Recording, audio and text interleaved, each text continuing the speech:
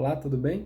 Meu nome é Albert Rangel Alves de Brito e vou apresentar para vocês alguns tópicos do meu trabalho intitulado Ações de Enfermagem para a Prevenção de Quedas da População Idosa.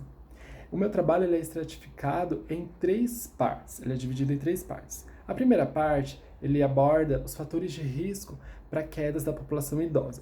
Os fatores de risco nós dividimos em dois, aqueles considerados intrínsecos e os extrínsecos. Os intrínsecos são aqueles relacionados diretamente com o idoso, ou seja, com a fisiologia do idoso. Como é uma população que ela está em processo de envelhecimento, algumas doenças ou até mesmo medicamentos, elas favorecem na queda de idosos. Por exemplo, a perca visual do idoso, do campo visual do idoso. Isso favorece a queda dessa população e pode acometer diversas síndromes, né? Vamos dizer assim. Por exemplo, um idoso que já sofre de osteoporose, quando ele sofrer uma queda, ele vai ter uma maior dificuldade da calcificação óssea. E isso pode acometer e prejudicar o seu quadro de saúde. Quando a gente fala de fatores extrínsecos, nós pensamos nos fatores ambientais, né? Ou seja, o que está presente no ambiente de vivência desse idoso que pode prejudicá-lo e pode acometer a queda. Por exemplo, dentro do seu ambiente domiciliar, vamos pensar, uma escrivaninha, um tapete solto, até mesmo a falta de iluminação pode favorecer, na verdade, né, a queda dessa população. A outra parte é a consequência dessa queda desse idoso. Quais são as consequências?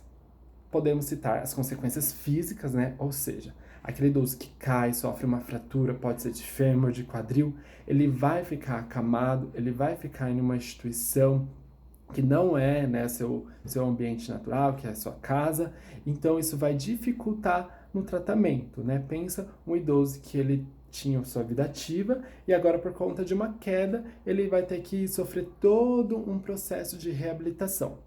Né? Também temos as complicações psicológicas. O idoso que sofre uma queda, ele pode desenvolver um medo, né? Um medo de ir e vir, um medo de descer escadas, descer degraus, né? Se a gente pensar que ele mora em um prédio, medo de levantar à noite por estar escuro. Essas complicações psicológicas também podem levar a complicações sociais.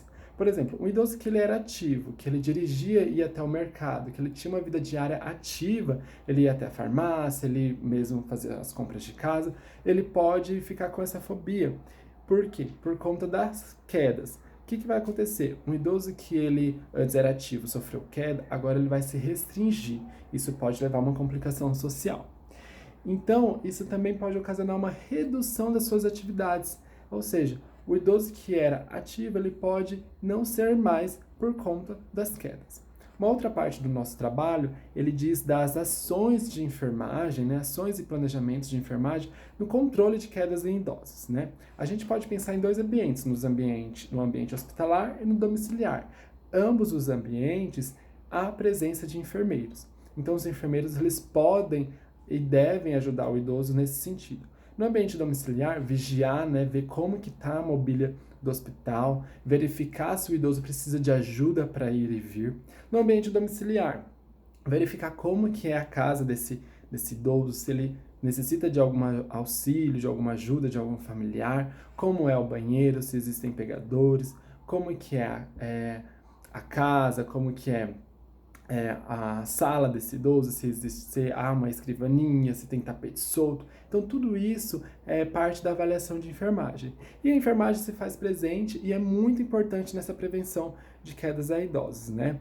Prevenindo a queda de idoso, ele não vai ter fobias sociais ou medo, não vai aderir a uma instituição de longa permanência, ele vai ter uma boa qualidade de vida.